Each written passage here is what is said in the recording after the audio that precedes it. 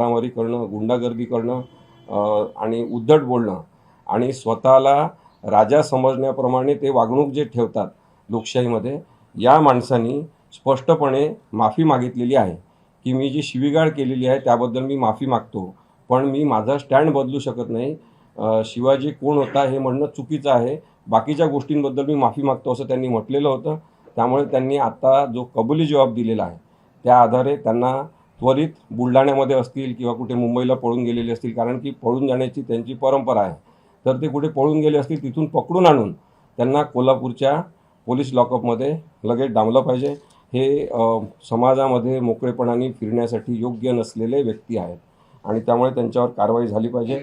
आमची अशी मागणी आहे की त्यांनी जर पोलिसांनी दखलपात्र गुन्हा नोंद करून घेतला नाही आणि प्रशांत आबी आणि त्याच्या परिवारावर असंच दडपण भीतीचं सावट राहिलं तर आम्ही उच्च न्यायालयात जाऊन या संदर्भात FIR त्यांनी नोंद केला पाहिजे पोलिसांनी, याची मागणी करू. कारण की या संजय गायकवाडच्या फोननंतर इतरसुद्धा अनेक फोन कॉल हे प्रशांत आबीला अजूनही येत आहेत. त्यांनी ते फोन कॉल रेकॉर्ड करून ठेवलेले आहेत. परंतु एका आमदारांनी दिलेल्या अत्यंत वाईट शिवीगाळीबद्दलच जर FIR घेतला जात नसेल तर मग त्याला अनेक येणारे जे फोन आहेत आता त्याची तर दखलच घेण्यात येणार नाही. म्हणून मी त्यांना असं सुचवलेलं आहे की तुम्ही ते रेकॉर्ड करून ठेवा आणि आपण लवकरच त्याच्या संदर्भातला वापर कसा करता येईल याचा विचार करू.